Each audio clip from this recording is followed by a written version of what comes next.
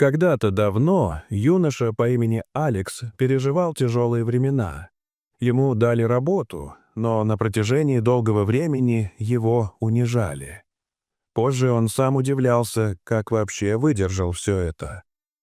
Алекс был молодым парнем, выросшим в бедной семье в небольшом поселке Сан-Мартин, расположенном на юге страны Кандьела. В его доме редко бывали достаток или уют, а семья с трудом сводила концы с концами. Родители не могли устроиться на достойную работу из-за тяжелого экономического и политического кризиса, который сотрясал страну. В старшей школе Алекс был хорошим учеником, но победить в жизни не получалось. Он собирал деньги всеми возможными способами, чтобы хотя бы оплатить проезд на автобус. Эмиграция в другую страну была мечтой, но далекой и почти невозможной. Прошло 8 месяцев, в течение которых он питался одним и тем же простым блюдом, пока, наконец, не накопил достаточно денег, чтобы уехать в Северию, страну, где он надеялся построить новое будущее. По прибытии он поселился в крошечной комнате в районе Эль-Рио, но у него не было документов, необходимых для работы. Денег хватало только на еду и аренду. Спустя 2 месяца он не мог найти ни одной работы. Средства закончились, и Алекс оказался вынужден просить еду у прохожих, ведь если бы он потратил последние деньги на еду, то не смог бы заплатить за жилье. Однажды он устроился в автомастерскую. Ее владелец, сеньор Маркос, был строгим и грубым человеком. Он согласился принять Алекса без документов, но с жестким условием — двойная нагрузка за половину оплаты. У Алекса не было выбора. Это была хоть какая-то надежда. Он работал усердно, даже всю ночь, если требовалось. Спустя несколько месяцев Алекс стал лучшим механиком в мастерской. Сеньор Маркос это заметил и начал использовать его труд по максимуму. Поручал больше, давал меньше времени и угрожал уволить, если он не справится. Алекс все терпел, ведь знал, если потеряет работу, он снова окажется на улице. Иногда коллеги помогали ему, но только когда Маркоса не было рядом, тот был известен тем, что мог уволить любого, кто осмелится ослушаться. У него была привычка нанимать рабочих, а затем выгонять их за день до зарплаты, чтобы не платить. Однажды в мастерскую приехал роскошный автомобиль. Владелец, богатый господин, попросил исправить незначительную неисправность. Алекс понял, что работа займет не больше 10 минут.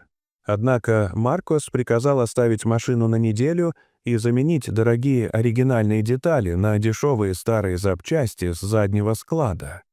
Алекс был потрясен, но боялся, что если откажется, его уволят и донесут властям. Он нуждался в деньгах и подчинился. Через 2 месяца тот самый клиент вернулся, машина снова сломалась. Алекс отремонтировал ее, а Маркос затребовал огромную сумму за работу, не передав Алексу и копейки.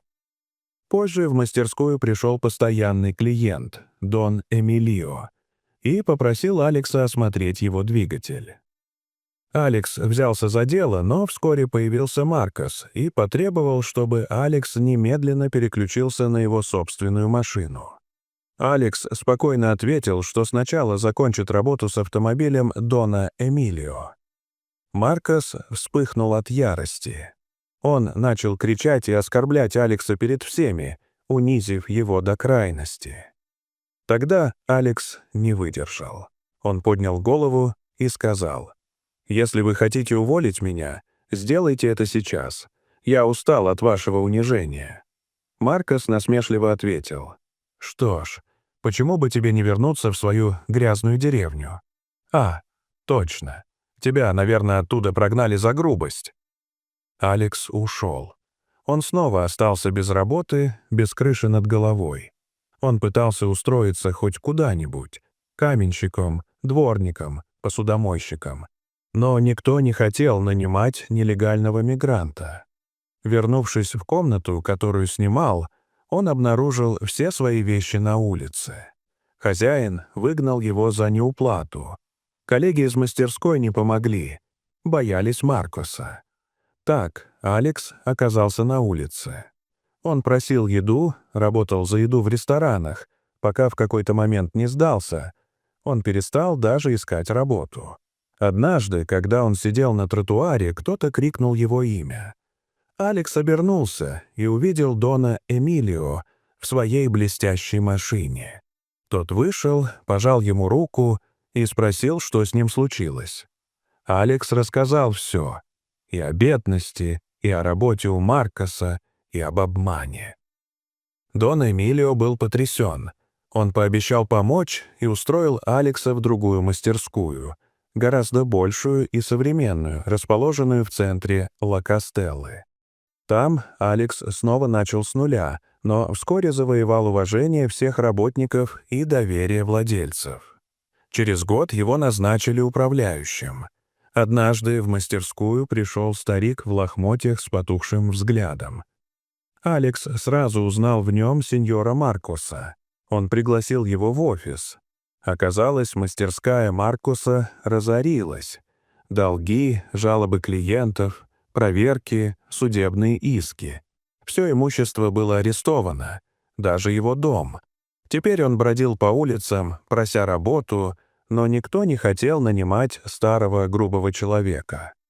Увидев Алекса в костюме и на руководящей должности, он удивился.